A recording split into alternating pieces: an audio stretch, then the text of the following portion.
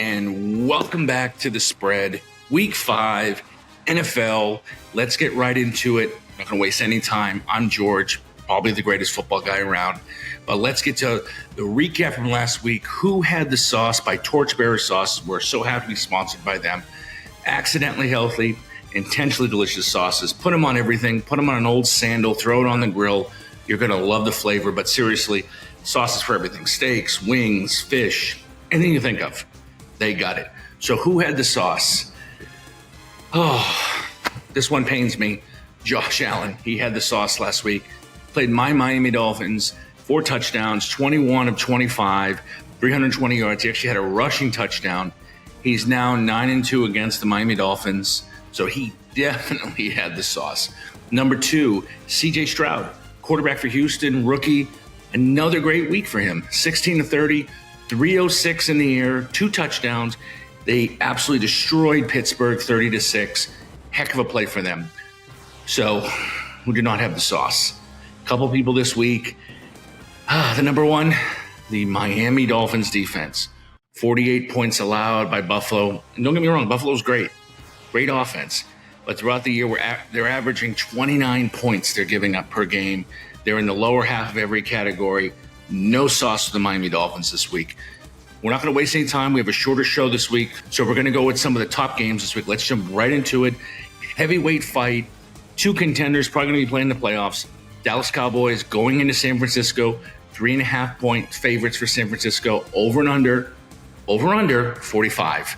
The playoff game last year, San Francisco won 19-12. Dallas played really good defense in that game. The big difference was Dak didn't make enough plays. So how is Sunday going to play out? Let's talk about Dallas really quick. 2023 defense, they're only allowing 10 points a game. 259 yards total. Third down defense, excellent. Only 30% conversion rate for offenses against them. San Francisco, no slouches on themselves. Only giving up 14.5 points a game. 284 yards, and they're only giving up 66 on the ground. Why is that so important? Dallas wants to pound the rock. Run with Pollard. The problem is Dak has been decent for the year. Over 70% completion rate, but only 4 touchdowns and 1 pick. Not really getting it done. Dallas's defense, we saw last week, they absolutely destroyed New England. Was it 38-3? That defense wants to force turnovers. They've been doing it all year. They want to have short fields, and they want to make sure that Dak does not lose it. They're 14th in passing, but I don't think it's really transitioned over yet to an efficient offense. And to be honest with you, Kellen Moore is probably better suited for this offense last year than Mike Montgomery this year. San Francisco, though, we're talking about their offense. Everything runs through McCaffrey.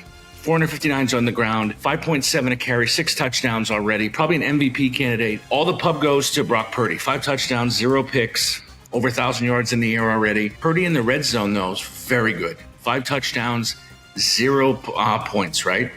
He's more a point guard than a gunslinger. I know a lot of last year they talked about his college career. He's kind of been a little bit of a gunslinger, but truthfully, he's a point guard. They have a lot of talent on offense, who they have to get it out to. He just doesn't turn the ball over. So the big challenge in this game is going to be, can Dallas and that great defense, can it travel into San Francisco and go against that great O-line and make some plays and make Purdy basically be human? Throw some turnovers, get a short field, get an early lead, and then both defenses go against it. Our pick for the game, going to have to take San Francisco, going to have to give the 3.5 out. It's going to be a very tight game. I almost want to take Dallas. I think San Francisco's going to win, but I will take the 3.5. Not going to stay away from the over-under. Next game, Houston Texans going into Atlanta Falcons. Atlanta's favored by 1.5. Don't really understand that. Over-under 41.5. Let's get the good news out of the way first for Houston. CJ Stroud, as we stand right now, the number 1 quarterback in that draft. He's doing great things. So let's run through some of his numbers right now. He's already 1,200 yards in the air already, 6 touchdowns, 0 picks. Completion rate for a rookie, 62%. Very good, because they're still learning the offense. One thing Houston did for them that was very smart, they got him Nico Collins. 428 yards in the air so far, almost 20 yards average catch, 19.5 yards, doing great, 3 touchdowns so far. But what's funny about Houston, their running game, you would think Dameon Pierce would be eating right now because they are throwing the ball well, struggling. I think they're only doing, let me say this. Dameon Pierce, I think, has about 180 yards on the ground so far this year. That's it. So really under par for what he did last year, 2.8 a carry. They're not run blocking well, even when passing the ball that well. Now their defense, 5th in takeaways. Huge. Defense has been good. No surprise with Ryans as a head coach. He came up from San Francisco, played linebacker in the NFL. He knows it in and out. So Atlanta, oh, God. This is even tough to talk about. It's like you get kind of sick talking about their passing offense. Ritter, the Riddler, that's what I call him. Every week we talk about it. He stinks. 744 yards so far this year. Only 62 completion rate. 3 touchdowns, 3 picks. I don't believe he's an NFL quarterback. I know they need some help on the offense, but they have Drake London. They have Pitts, the old University of Florida tight end. They can't get it done. Bijan Robinson running the football really well, though. 318 yards so far, 6 yards a carry, 0 touchdowns. They let the other kid get touched when they get close to the goal line when they get there. What's keeping them from being, I think, having a really bad season right now, the defense. 7th overall and overall, 5th against the pass, 176 yards. So this is where this game's going to get interesting. Houston can't run the ball consistently. They are throwing well. Atlanta stops the pass, and they're actually very good against the run as well. So where to go with this? I think with this spread so close, typically in the NFL, you want to take the home, and you take the points here, or you get the points. I'm going to go Houston. C.J. Stroud's playing really well for a rookie. Even if he struggles, I don't think Atlanta has the power, the weapons at all, the firepower, whatever you want to define it there, to get anything done. So let's take Houston. Let's take the 1.5, and let's take the under at 41.5. So we're going to go under there. Next game, New York Giants going into Miami. Miami, as it stands right now, 11.5 point favorites. I'm sure it's going to go down a little bit. People might start jumping on the Giants here. Over under here is 47.5. Let's recap something. I know last week Tua got a bunch of crap. They said a lot of people say, oh, he's not a dominant quarterback. He's not this, he's not that. We'll let that debate keep going. But right now in the season, 1,300 yards, 71 completion rate, 9 touchdowns, 3 picks. Here's the story of Miami this year. Besides Tua in his second year at Mike McDaniel, running the offense pretty great, besides the hiccup last week in Buffalo, Devin Achane. And for the average fan, the average watcher might know who he is. He was a running back out of Texas A&M rookie. 309 yards this year so far. Over 11 yards a carry. 4 touchdowns on the ground, 2 in the air. He's going to be a special player.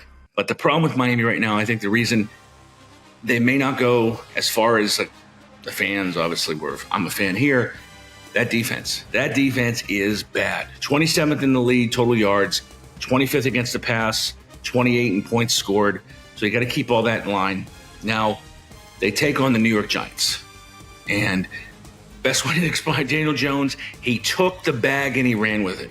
Got paid in the offseason. So let's run through what he's done so far. 765 yards, 68% completion rate, 2 touchdowns, not 1, not 2, not 3, not 4, not 5, 6 picks so far.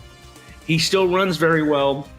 A couple other crazy stats about him. He leads the league, even behind Zach Wilson, is the longest drought without 3 touchdowns in a game. So he's terrible there.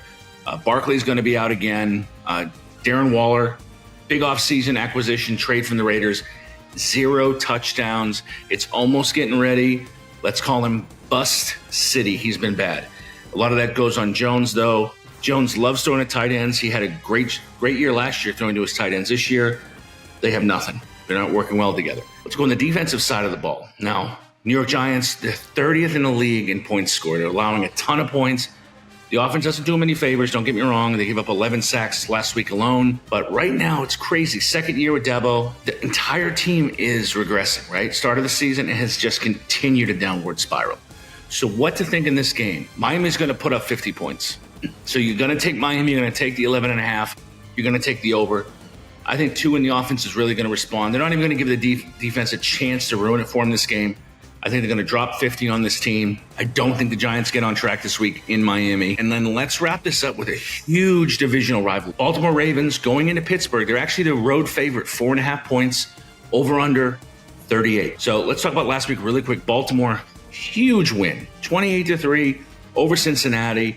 We were dead wrong on that. We both took Cincinnati on that game. The great thing about Lamar last week, very efficient. 15-19, 186 yards, 2 touchdowns, 0 picks. This is the Lamar you want as a Baltimore Ravens fan.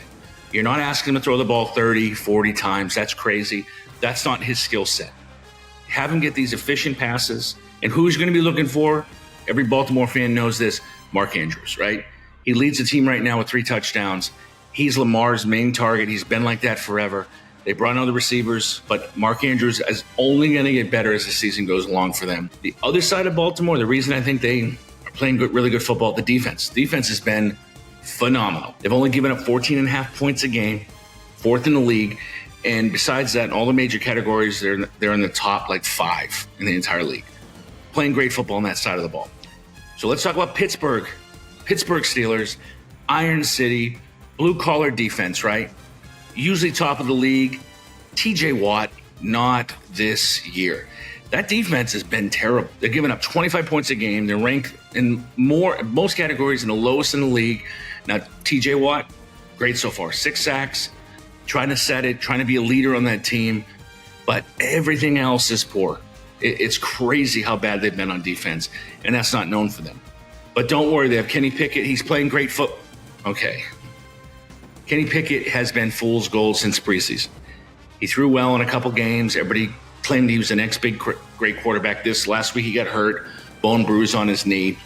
But if you really look through his numbers, 4 touchdowns, 4 picks, so be it, but only a 60% completion rate. And all their stats are in the bottom half of the league. Even the running hasn't really been where they wanted to. The running game's not there. I think Baltimore's going to go in, and usually this game is tight, regardless of the team's records, what they're doing. But let's go Baltimore. Let's take the 4.5, no problem. And I'm going to stay away from the under here. I was going to go under, but let's not do that. So we got our big games of the week.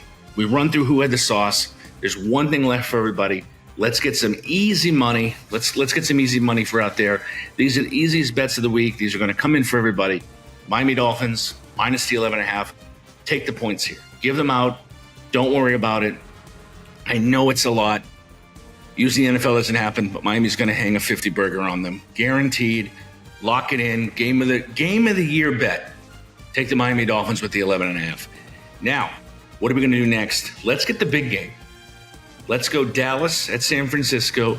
Take San Francisco in the easy monies. Give the 3.5 out. So that's it. We covered it all. We had a couple shorter shows this week. As you can see behind me, we're still in Nashville, but we wanted to get these out for everybody. These are the Power 4 this week. Lock them all in. Lock your bets in early, often, and before you're done, smash it, smash it, smash it. We're going to keep putting out great content like this all the time. Thanks so much as always. Lock those bets in. We'll see you next time.